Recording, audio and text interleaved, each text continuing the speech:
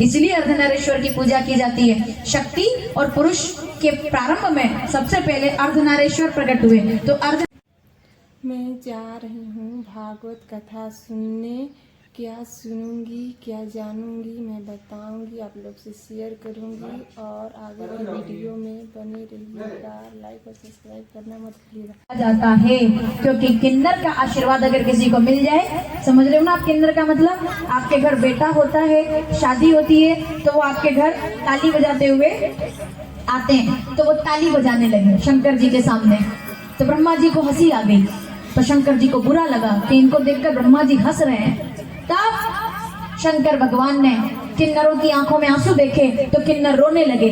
बोले आपने इनसे कहा हमारी तो गलती नहीं है कि इनने हमको ऐसा बनाया, ये हमारे बस में तो नहीं है कि कोई किन्नर बन जाए, लेकिन ये पर हंस रहे हैं। बोले ना, तो शंकर जी कहते हैं मैं तुमको वरदान देता हूँ कि तुम्हारी वाणी भोलेनाथ की वाणी मानी जाएगी और जिस पर तुम आशीर्वाद दे दोगे उसको शंकर भगवान की करुणा प्राप्त हो जाएगी। इसीलिए कभी किन्नरों का अपमान नहीं करना चाहिए। सृष्टि के प्रारंभ में सबसे पहले किन्नर प्रकट हुए। तो ब्रह्मा जी मुस्कुरा कर कहते हैं हे भोलेनाथ, जो रूप मैंने इंसान को दिया है मैं उसी रूप में आपको देखना चाहता हूँ, हमें अब आप मार्ग प्रशस्त कीजिए। तो आधा पुरुष और आदि अपने शरीर से शक्ति को प्रकट किया और तब शंकर भगवान अर्धनारीश्वर के रूप में प्रकट हो गए। बोलिए अर्धनारीश्वर महादेव की जय। अर्धनारीश्वर मतलब आदि शक्ति और आदि शिव। नर्मदेश्वर महादेव के शिवलिंग में कई बार ये रूप देखने को मिलता है, इसे कहते हैं अर्धनारीश्वर। देख रहे हैं आप, इधर शंकर जी है और इधर कई लोगों को शिवलिंग यहाँ से मिल रहे हैं। जिनको मिले वो देखिएगा, अलग अलग शिवलिंग है सारे, जितने भी आपको यहाँ मिल रहे हैं अलग अलग, एक जैसा एक भी नहीं है। ये अलग है, फिर ये अलग है, आप इसको देखेंगे तो ये अलग रूप हो गया। अब ये गंगाधर कहलाते हैं क्योंकि ये गंगा है और ये भोलेनाथ है, ठीक है। ये अर्धनारीश्वर कहलाते हैं, ये शंकर जी हैं और ये माता शक्ति का स्वरूप है, इसलिए अर्धनारीश्वर की पूजा की जाती है। शक्ति और पुरुष के प्रारंभ में सबसे पहले अर्धनारीश्वर प्रकट हुए। तो अर्धनारीश्वर ने शक्ति को पृथक कर दिया। उसी शक्ति ने दक्ष की कन्या जाकर के और सती के रूप में अवतार लिया, जिनका विवाह शंकर जी के साथ हो पाता है। तो जब अग्नि स्तंभ प्रकट हुआ ना, चलो एक अच्छी कथा सुनते हैं हम लोग। मुझे विश्वास है कि हो सकता है आपने पहले सुनी हो, लेकिन शंकर भगवान के अग्नि स्तंभ को देखकर नारायण भगवान और ब्रह्मा जी में खोड़ लग गई, मतलब कंपटीशन हो गया कि पता करो कि इनका मस्तक कहाँ है और इनके चरण कहाँ हैं, क्योंकि दिखाई नहीं देते। आनंद देखिएगा रस कथा का।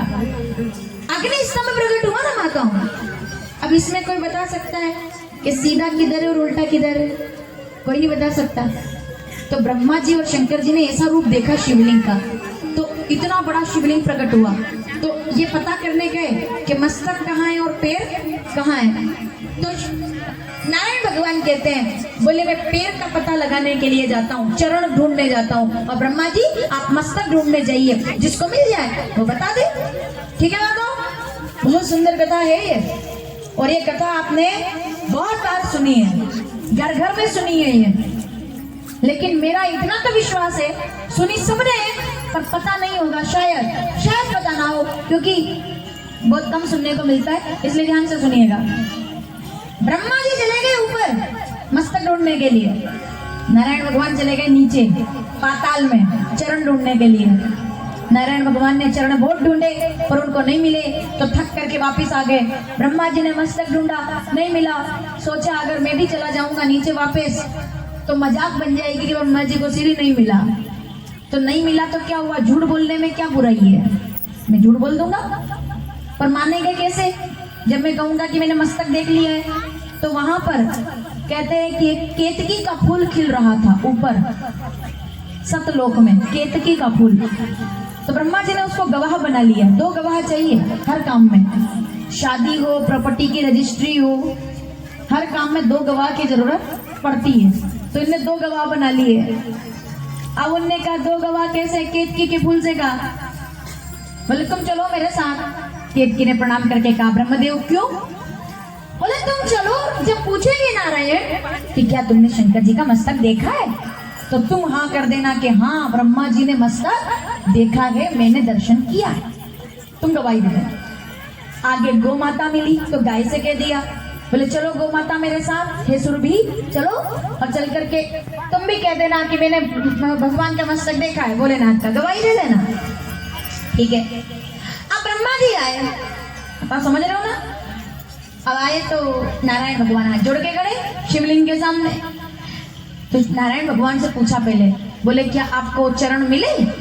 नारायण भगवान ने एक ही बार में सत्य बोल करके कहा कि हे ब्रह्मदेव क्षमा कीजिए, मैंने चरण नहीं देखे, सावधान, मैंने चरण नहीं देखे, मैं सत्य कहता हूं।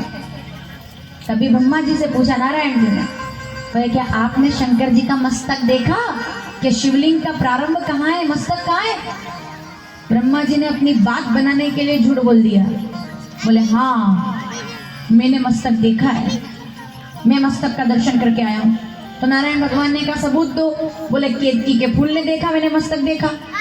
केतकी के फूल से पूछा, बोले तुमने मस्तक देखा है ब्रह्मा जी महाराज के साथ? बोले बिल्कुल ब्रह्मा जी ने मस्तक देखा, मैं गवाही देती हूँ।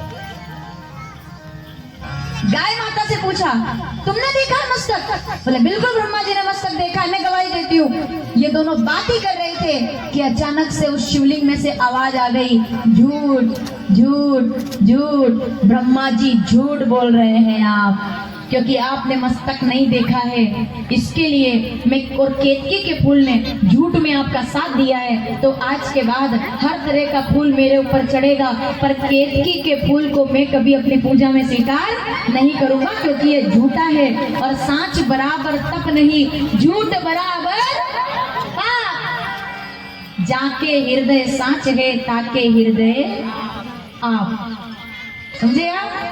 भोलेनाथ कह रहे हैं, शिवलिंग से आवाज आई, झूठ बोल रहे ब्रह्मा जी। 5 सिर थे ब्रह्मा जी महाराज के, शंकर भगवान के नाखून से रुद्र प्रकट हुए और उन्होंने 5वां सिर काट दिया। ब्रह्मा जी का 4 सिर रह गए, सिर कट करके और लुढ़कता हुआ एक भूमि पर जाकर गिरा, तो वहां एक वटवृक्ष प्रकट हो गया। बड़ का पेड़ आप सभी लोगों ने देखा है, बड़ का पेड़ और कुछ नहीं, साक्षात ब्रह्मा जी का रूप है।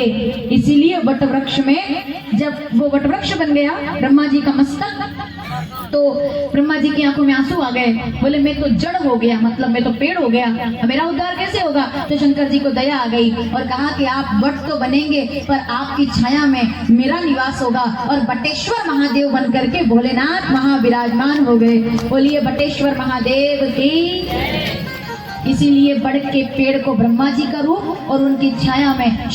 वीडियो को लाइक और सब्सक्राइब जरूर कीजिएगा, अपने दोस्तों में शेयर जरूर कीजिएगा, और ज्ञान बांटने से ज्ञान मिलता है, और आप लोग का सपोर्ट का ज़रूरत है, ज़रूर सपोर्ट कीजिएगा।